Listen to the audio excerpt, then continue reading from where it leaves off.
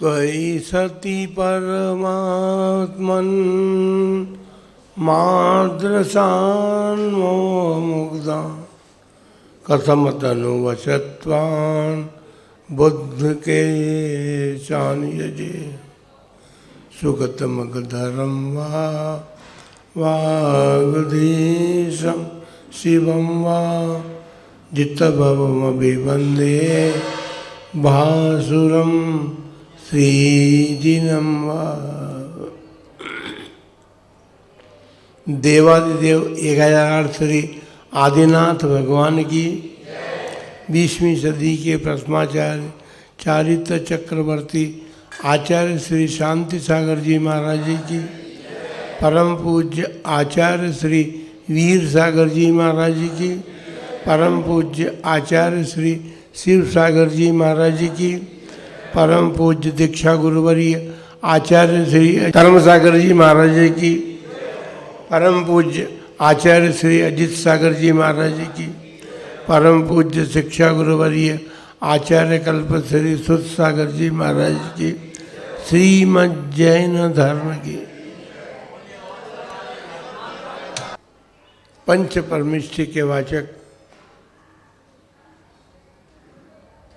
नमोकार महामंत्र के संबंध में अपन विचार कर रहे हैं। पांचों ही परमेष्ठि जो है वो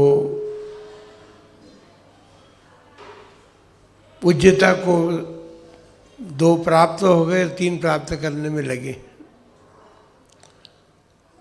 जब तक अनादिकाल से महामंत्र चल रहा है वो 3 परमेष्ठि भी संसार से पार हो चुके हैं, लेकिन आचार्य उपाध्याय और सर्व साधु जो है वे साधक हैं। साधना का फल अरहंत और सिद्ध भगवान ने प्राप्त कर लिया, लेकिन साधना किसकी होती है? वह सिद्ध भगवान ने तो साधना का फल प्राप्त कर लिया, वे अपने स्वरूप में स्थित हो गए। साधना का फल तो वही है कि अपने स्वरूप में स्थिर हो जाए। अपने स्वरूप में स्थिरता जब तक नहीं होती है तब तक साधना पूर्णता को प्राप्त नहीं होती है। संसार के प्राणी जो हैं, घर में बेटी का विवाह है तो वो इतने हृदय से प्रसन्न हो जाते हैं कि एक जिम्मेदारी निपट गई। जिम्मेदारी निपट गई ये बोलते हैं। बेटी का घर में होना बड़ा कठिन काम हो गया वर्तमान में, और फिर हो गई तो कोई बात नहीं है।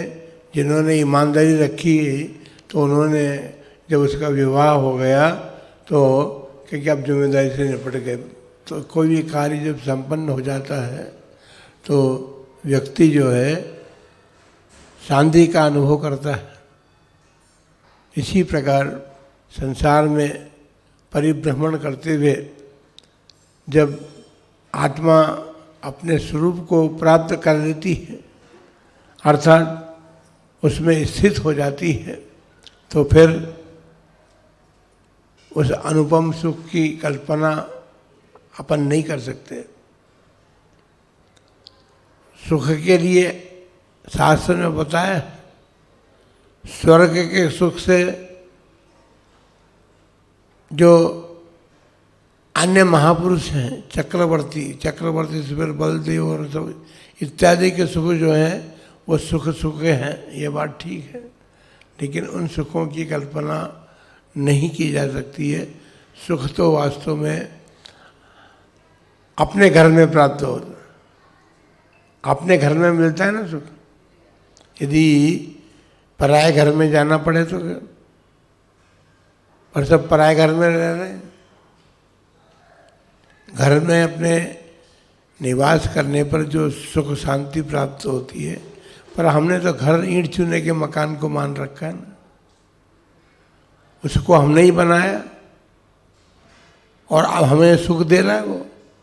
उसका कारण ये है कि हमने भौतिक सुख को ही सुख माना है, और जब भौतिक सुख को हमने भौतिक सुख माना तो फिर हमने सारी साधन सामग्री वहाँ पर जुटा के रखी है। जितने भी साधन सुख के हैं उन सब साधनों को जुटाने का प्रयत्न व्यक्ति करता है, और प्रयत्न करते करते भी पूर्णता नहीं होती, क्योंकि भौतिक सुख कहें या सांसारिक सुख कहें रोज रोज बदलते जाते हैं, रोज रोज नए सुख प्राप्त होते हैं। लोगों को दिखता है कि उस अमुक के घर में तो ये सुख है, मेरे घर में भी होना चाहिए। तो ये जो सुख है की कल्पना हमारी है, हम सब जुटाते चले जाते हैं। जो जितना जुटाएंगे उतनी आकुलता को जन्म देंगे। जब अभी रिफाइनरी कोई और प्रधानमंत्री उसका उद्घाटन करने के लिए आ रहे थे, उसमें आग लग गई। ये तो गनीमत है कि अभी 20 दिन बाकी थे, नहीं तो फिर क्या स्थिति बनती। वो रिफाइनरी दुख का कारण बन गई ना। तो कुछ भी हो, मेरा मतलब ये है कि संसार का प्राणी जो है सुख का साधन मान करके उन साधनों को जुटाता अवश्य है, जुटाना भी चाहिए। संसारी प्राणी है, मतलब आप तो कहोगे कि महाराज आप तो महाराज बन गए, आपको क्या ज़रूरत है। हम तो संसारी प्राणी, हमको ज़रूरत हो पड़ती है। तो ठीक बात है, लेकिन जुटाइए, पर उनको ये भी मानिए कि ये भी यहीं रहने वाले। एक दिन या तो ये छोड़ के भी हमें जा सकते हैं जो साधन हमने जुटाए हैं, या फिर साधन यहीं रह सकते हैं, हम इन्हें छोड़ कर भी जाएंगे। पर सही बात तो ये है, यदि पुण्य है तो जिन साधनों को जुटाया है वो जो बने रह सकते हैं, लेकिन हमारा निश्चित नहीं है। जिनने साधन जुटाए हैं वो तो छोड़ के जाएंगे ही जाएंगे, उनको निश्चित बात है, उन्हें तो जाना ही है। क्योंकि उत्पन्न हुए संसार में जो भी पदार्थ उत्पन्न होता है वो नाश को प्राप्त होता है। यदि इस सत्य को हम सभी अपना लें तो हमारी बात बन सकती है। आत्मा एक ऐसा द्रव्य है, यदि उसे हमने पृथक कर लिया तो फिर सुख की कोई कमी नहीं है। संसार में रह कर के तो कर्म का बंधन है, और बंधन में कोई रहना नहीं चाहता। रहना चाहते हैं बंधन में, एकल परिवार हो गए, बंधन में रहना कोई नहीं चाहता। सास ससुर के बंधन में कोई रहना नहीं चाहता। जब तक शादी नहीं हुई, जब तक माता पिता के बंधन में नहीं रहना चाहते। और उसके अधिकतर जो परिवार के बड़े जन थे पहले, एक एक परिवार में कितने लोग होते थे, उनके बंधन को बंधन नहीं माना जाता था। आप बंधन मानने लगे, और हम बंधन में नहीं, हम स्वतंत्र हैं। स्वतंत्रता के कारण कष्ट उठाते हैं। कष्ट पा लिए आपने, क्योंकि आपने बंधन में बनना नहीं चाहा, और जो बंधन में बनता है वो सुखी होता है। साधु जन भी बने हैं तो वो भी बंधन में बंधे हैं, क्योंकि उसका कारण संयम एक ऐसा बंधन है जिस संयम के बंधन से वो बंधन बंधनों को काटने वाला है। संयम का बंधन जो है वो बंधनों को, अर्थात कर्मों के बंधनों को काटने वाला है। कर्म के बंधन से छूटने के बाद ही वास्तव में हमारी आत्मा सुखी होती है। तो सिद्ध भगवान जो है उन्होंने सम्यक दर्शन, सम्यक ज्ञान, सम्यक चारित्र की आराधना की, और उससे क्या मिला उनको। प्रश्न किया कि हम ये सब क्यों करें, इससे हमें क्या प्राप्त होगा। तो उत्तर मिलता, शास्त्रों में जो प्रवचन सार का स्वाध्याय चलता है उसमें भी इस प्रकार के प्रश्न उपस्थित हुए हैं, और उसका उत्तर आचार्य भगवान ने दिया है कि वहाँ जो प्राप्त है, या जो प्राप्त जिनको हो चुका है, जो प्राप्त कर चुके हैं वो तो अरहंत सिद्ध हैं। उन्होंने, बल्कि अरहंत भी अभी संसारी ही हैं, संसार से पार तो केवल सिद्ध भगवान हुए हैं, लेकिन अनंत भगवान जो हैं वो कुछ वर्ष, कुछ क्षणों के लिए समझ लीजिए अपन, वो क्षण के बात ही है उनके लिए तो, क्योंकि अब उनको कोई परिस्थिति उनको कभी भी कोई आकुलता उत्पन्न करने के लिए कारण नहीं है, कोई आकुलता है ही नहीं। उन्होंने तो अनंत सुख प्राप्त कर लिया, अनुपम सुख प्राप्त कर लिया। अपन संसारी प्राणी अभी ऐसे सुख की खोज में लगे हैं कि हम ऐसे अनुपम सुख को प्राप्त करें जो हमने कभी प्राप्त नहीं किया। लेकिन हमने जब इंद्रियां प्राप्त की है तो इंद्रियों में ऐसा कौन सा संसार का पदार्थ है जिससे हमने चखा नहीं, हमने देखा नहीं, हमने सूंघा नहीं, हमने सुना नहीं, तो कोई भी बात ऐसी नई हमको दिखाई देती। संसार में सब नया नया दिखाई देता है, लेकिन संसार में नया कुछ भी नहीं है। अभी नहीं तो कभी नहीं, कभी नहीं, कभी नहीं तो कभी सुना तो है, देखा भी है, चखा भी है, सब कुछ। यदि मार्केट में निकलते हैं तो ऐसा लगता है कि कोई नया पदार्थ, अब आपको नया लगता है। हमने एक छोटे से घर में एक शादी देखी थी और शादी में रसगुल्ले परोसने के लिए बुलाए गए थे। उस दिन सारी समाज जो जिम में गई थी वो रसगुल्लों पर ऐसी टूटी जैसे उन्होंने कभी खाया नहीं। लेकिन वो कितनी देर का स्वाद था, वो थोड़ी देर के लिए सुखी हो गए, खा करके घर में आ गए, उसके बाद तो फिर सुख कहाँ गया वो। तो बंधुओं, हम संसार के किसी भी पदार्थ के प्रति आकर्षित होते हैं, वो आकर्षण हमारा आकर्षण बनता है, हमको लगता है कि हमने वो कर लिया। विज्ञान भी बहुत कुछ दे रहा है संसार को, और नए नए पदार्थ सामने जब हमारे आते हैं, लेकिन सब पुद्गल है, पुद्गल के अलावा कुछ भी नहीं है।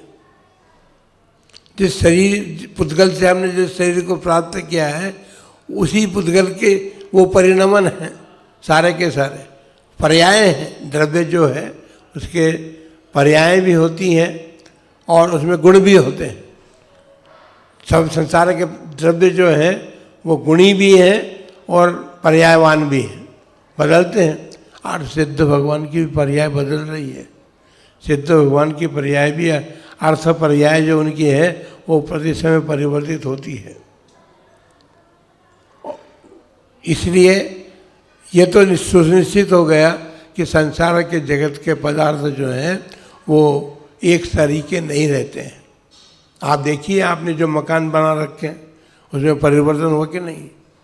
फिर नहीं तो दीपावली पर रंग रोगन करने की जरूरत नहीं पड़ती। दीपावली पर रंग रोगन करते हैं तो क्यों करते हैं? दो बातें हैं उसमें।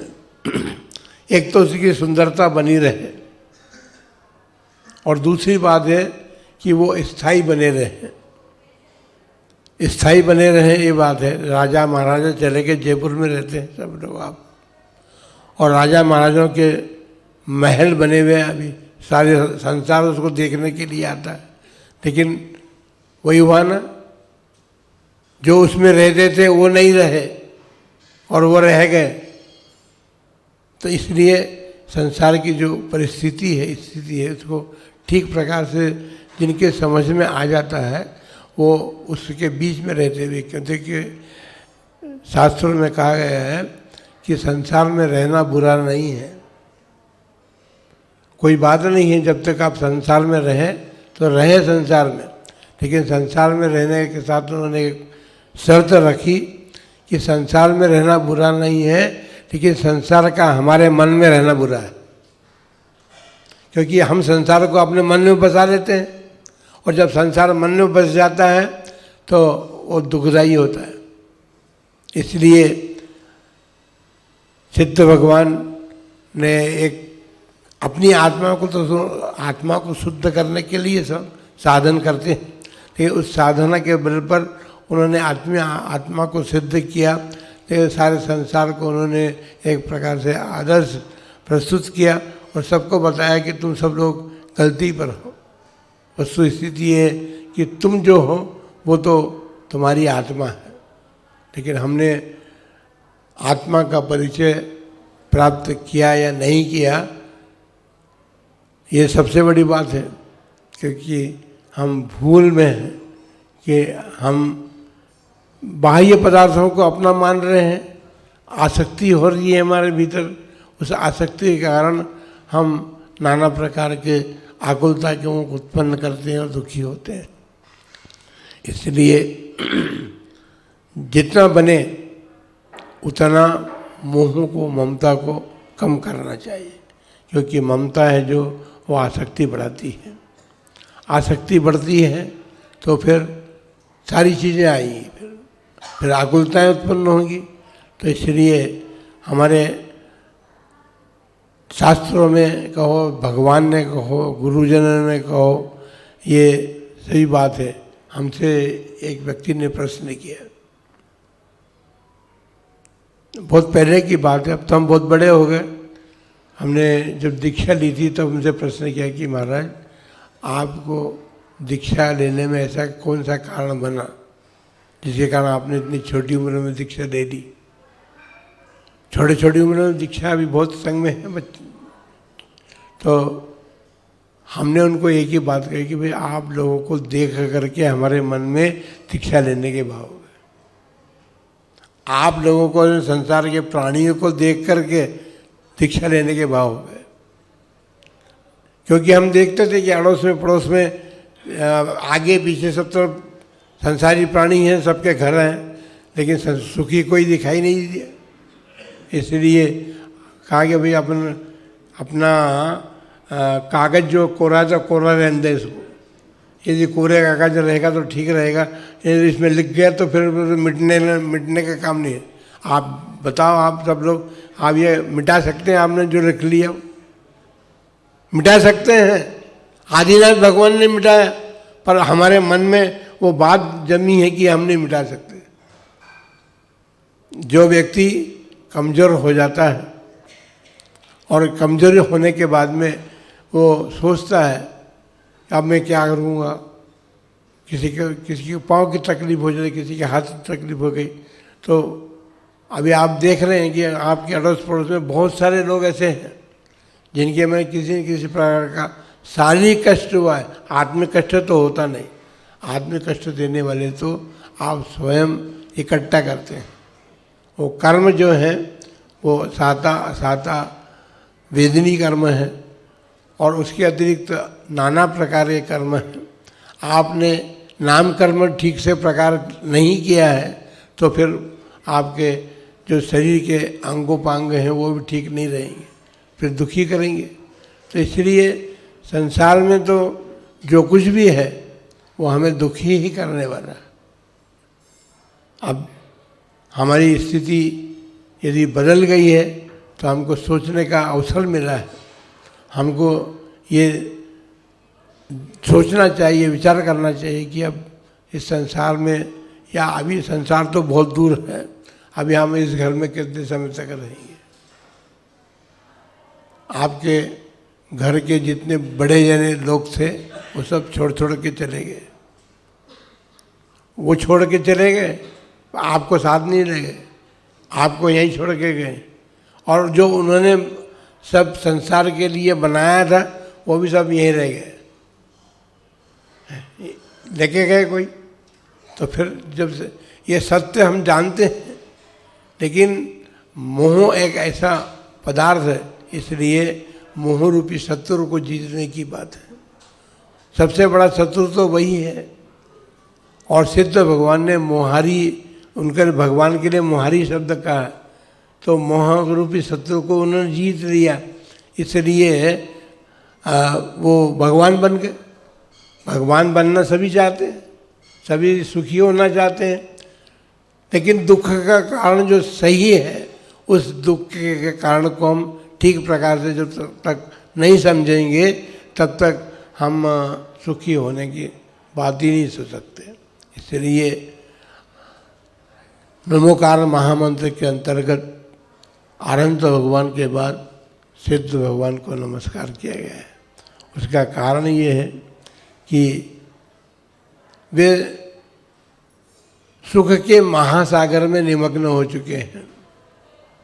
महासागर जो होता है वो इतना गहरा होता है कि उसमें जो डुबकी लगाने के लिए जाए तो उसका निकलने का बड़ा कठिन होता है। तो सिद्ध भगवान जो है सुख के महासागर को प्राप्त हो गए, अर्थात सिद्ध अवस्था जो है वो सुख की महासागर है। जब हम उसमें डूबेंगे तो सुनिश्चित बात है, डूबने के पहले देख लेना, पर डूबने के पहले डूबने की तैयारी करनी पड़ेगी। कोई नदी के किनारे जाता है, तालाब के किनारे जाता है, जहाँ पानी का एकत्रीकरण किया, संग्रह किया गया है, वहाँ पर जाता है। काहे के लिए जाते हैं? अभी गर्मी आ रही, गर्मी आ गई है, आ नहीं रही, आ गई अब। तो अब गर्मी आ गई तो हमको बड़ा आश्चर्य होता है कि संसार के हमारे प्रधानमंत्री भी बोलते हैं कि पानी की एक एक बूंद को बचाना चाहिए, क्योंकि पानी का बड़ा कष्ट हो रहा है। पर हम देखते हैं हर बार जब जाते हैं ना तो मकान के सामने कार खड़ी है, उसको धोया गया है और सड़क को गीली कर दिया है। अब बताओ, तो ऐसे नदी के किनारे जा करने के बाद भी जो नदी के किनारे जाता है तो तैयारी करता है ना, स्नान करने के लिए जाता है, स्नान करने के लिए या डूबने के लिए जाता है। ये समझ लो, डूबने मरने की बात नहीं है, डूबने के लिए मरण को भी डूबना कहते हैं, ये बात नहीं। डूबने के लिए आता है, डुबकी लगाने के लिए जाता है, लेकिन उसके पहले तैयारी करता है। तो हम यदि सुख के महासागर को प्राप्त करना चाहते हैं तो उसके लिए तो बहुत तैयारी करनी पड़ेगी। एक भव में तैयारी पूरी नहीं हो सकती, अनेक भव लग सकते हैं। हमारे बड़े बड़े महापुरुष में हैं, तीर्थंकर में, चक्रवर्ती में, बलभद्र आदि 63 साल का महापुरुष में हैं, उन सब ने अनेकों भव में तैयारी की जब जाकर के वो उस महासागर में पहुंच सके। तो सुख के लिए हमें प्राप्त जो सिद्ध है उसमें सुख मान करके हम बैठे नहीं रहे। जो प्राप्त है वो तो नाशवान है, इसलिए हमको ये मन में श्रद्धा बनाने की, हम ये नहीं कह रहे कि आज ही आप आ जाओ, यहाँ मंच खाली है, मेरे तरफ दोनों तरफ मंच खाली है, आप आएंगे सबको बिठा सकता हूँ मैं, लेकिन ऐसा नहीं है। ये समझने की बात है, हमको अपनी श्रद्धा को बनाने की बात है।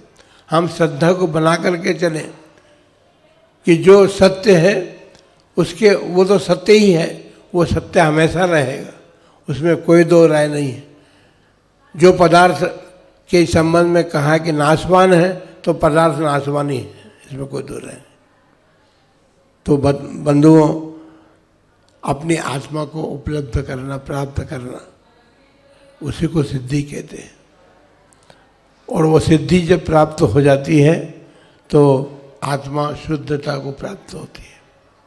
तो आत्मा शुद्धता को प्राप्त होती है, आत्मा तो शुद्ध ही है, लेकिन हमने उसको मलिन कर दिया, अपने परिणामों से हमने उसको मलिन कर दिया। आत्मा तो उत्पन्न होती नहीं है, कभी मैली होती नहीं है, सभी कुछ है। तो मलिनता को दूर करने का पुरुषार्थ तो हमको करना है ना। मलिन हमने की है आत्मा को, हमने कर्म का बंधन किया है, और उस कर्म बंधन के कारण हमारी आत्मा मलिनता को प्राप्त हुई। पहले ये तो सोचें, हम शरीर को रगड़ रगड़ के रोज साफ करते हैं स्नान करके, लेकिन ये नहीं सोचते कि हमारी आत्मा मलिन है।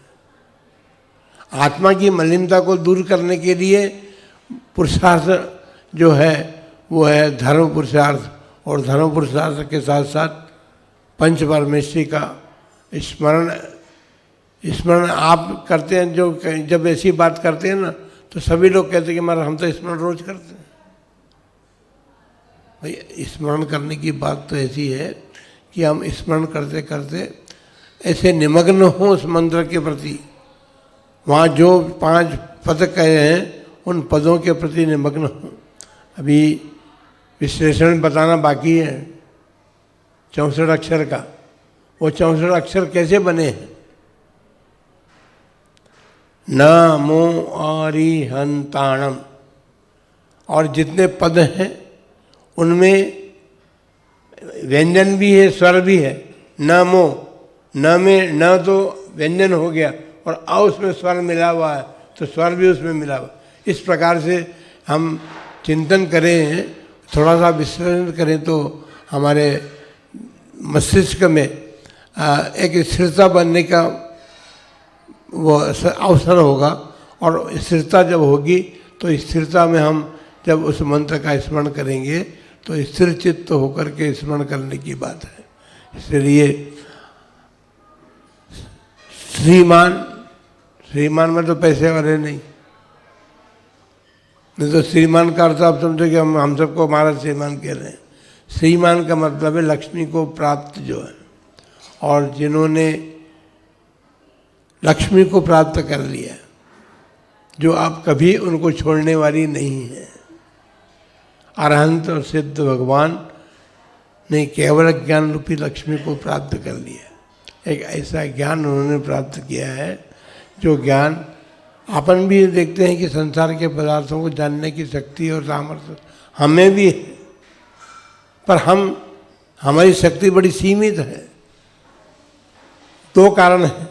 एक तो हमारी शक्ति को ढकने वाले कर्म, ज्ञानावरण कर्म का अभी सद्भाव पाया जाता है, वो पूर्णतया साफ नहीं हुआ, इसलिए हमारा ज्ञान सब पदार्थों को जानने की शक्ति और सामर्थ्य से बाहर है। लेकिन जिन्होंने केवल ज्ञान लक्ष्मी को प्राप्त कर लिया, इसलिए श्रीमद् शब्द का प्रयोग किया।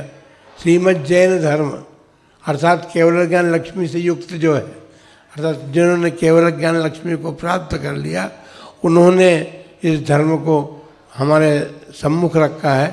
और उन्होंने भी नहीं रखा, जबकि धर्म तो आदिकाल से सत्ता में है। ये हमारे कर्म का उदय समझे अपन कि आदिनाथ भगवान के जो पोते थे मरीचि कुमार, भरत चक्रवर्ती के बेटे थे, उन्होंने कषाय में आकर के और 363 पाखंड मतों का प्रचार प्रसार किया।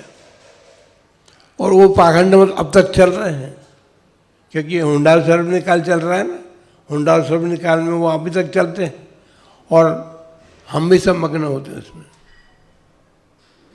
जो भी हमें प्राप्त होता है, हम अब ये जब संग आता है तो एक नारा लगता है जय जय गुरुदेव का, है ना। पर पता है कि जय जय गुरुदेव कौन थे? जय जय गुरुदेव एक संप्रदाय बना है। कई प्रकार के कारण बनते हैं, उन कारणों से संप्रदाय बहुत बन गए। और जय गुरुदेव एक ऐसा संप्रदाय है, अब तो मालूम नहीं उनके क्या है, लेकिन पहले टाट लपेटते थे उनके जो साधु बन जाते थे, और उनके आश्रम बने हुए अभी भी। आश्रमों में जय गुरुदेव के वहाँ पर वो ही होता है। तो हमारा मतलब ये कि हम बहुत सारी बातें अन्य लोगों की भी बात अपनाने जाते हैं, तो जब अपनाते हैं तो हम अपनी बात को भूल जाते हैं। हो रहा यही है संसार में रह कर के। प्राणी धर्म की बात नहीं करते, धर्म के अतिरिक्त तो भी हम ऐसी बहुत सी बातें अपना रहे हैं जो अपनी बात जो हमारे पूर्वज जो हमको बता के गए उसको हम भूल जाते हैं। इसलिए धर्म हमारा आत्मकल्याण करने वाला है, ये श्रद्धा तो हमारे भीतर बननी चाहिए। ऐसा विश्वास जब बनता है तभी इस नमोकार मंत्र पर श्रद्धा करने वाले जीव, शास्त्रों में तो वर्णन बहुत मिलता है। अंजन चोर की कथा है, सीता, सौमा, इन सब की बातें। घड़े में सांप रखा हुआ है, घड़े में हाथ डाला तो हार निकल गया, तो क्यों किसी और पर निकला? कोई चमत्कार नहीं था, वो केवल मन में श्रद्धा थी इस बात की। उस श्रद्धा से हुआ। नहीं तो सीता जो ऐसा अग्निकुंड बना हुआ है कि वो उसमें जल गिरते ही जल जाए, लेकिन वो जब कूदी उसमें तो श्रद्धा, उसका विश्वास भीतर था, धर्म का विश्वास था, अपना विश्वास था। और फिर कह दिया उन्होंने इस विश्वास के साथ कि जिन्होंने जिस कारण से मुझे राम ने छोड़ा तो मुझे छोड़ दिया कोई बात नहीं है, मेरा त्याग कर दिया तो कोई बाधा नहीं, लेकिन धर्म को नहीं छोड़ दे। फिर भी उसने ये शब्द कहे। तो इसका मतलब ये है कि धर्म जो है वो अत्यंत श्रद्धास्पद है, उसकी श्रद्धा के बिना कोई अपना कल्याण नहीं कर सकता। पर धर्म के प्रति श्रद्धा गिरती जा रही है। हमने आप लोगों को केवल श्यामनगर वालों को नहीं कह रहे हैं, हम सारे संसार को कह रहे हैं। सारे संसार में जो है धर्म के प्रति जैसी श्रद्धा होनी चाहिए वो श्रद्धा कम होती जा रही है। अवसर भी निकाले, और अवसर भी निकालने में तो कम कम होना है, तो ये अवसर भी निकाल का प्रभाव भी है। तो फिर आप कहेंगे कि महाराज भी काल का प्रभाव है तो कोई बात नहीं, हमारी श्रद्धा कम हो रही है, ऐसी बात नहीं, श्रद्धा बढ़ती भी है। अवसर निकाल में भी श्रद्धा बड़ी है लोगों की। तो इसलिए आप सभी लोग धर्म को धारण किए हुए हैं, क्योंकि जिनालय है आपके पास में, और जिनालय में आकर के धर्मात्मा पुरुष भी बैठे हुए हैं, और समय समय पर आपको साधुओं का समागम भी प्राप्त होता है, धर्म का उपदेश भी आप सुनते हैं, धर्म का वाचन भी करते हैं। यहाँ पर स्वाध्याय की परंपरा भी है। तो स्वाध्याय की परंपरा जो है वो वहाँ तक ही सीमित नहीं रहे कि शास्त्र लेकर के बैठ कर पढ़ लिया, लेकिन उसमें क्या क्या लिखा है उस बात को अपने जीवन का अंग बनाएंगे तो आपका ये मनुष्य जन्म सार्थकता को प्राप्त होगा। मनुष्य होना अलग बात है और मनुष्य जन्म को सार्थक करना अलग बात है। इसीलिए आप सभी लोग अपने मनुष्य जन्म के लिए सार्थकता बने, इसलिए सोचना है कि हमें क्या क्या विचार करना है। विचार करना है तो शास्त्रों में सब लिखा है कि हमको अपना जीवन कैसे बनाना, वैसा जीवन बनेगा तो आप सभी सुख शांति को प्राप्त करके और परमात्मा पद की यात्रा में रवाना होंगे। तो एक दिन परमात्मा पद भी आपको प्राप्त हो सकता है। इन्हीं मंगलमय भावना के साथ चलो महावीर भगवान की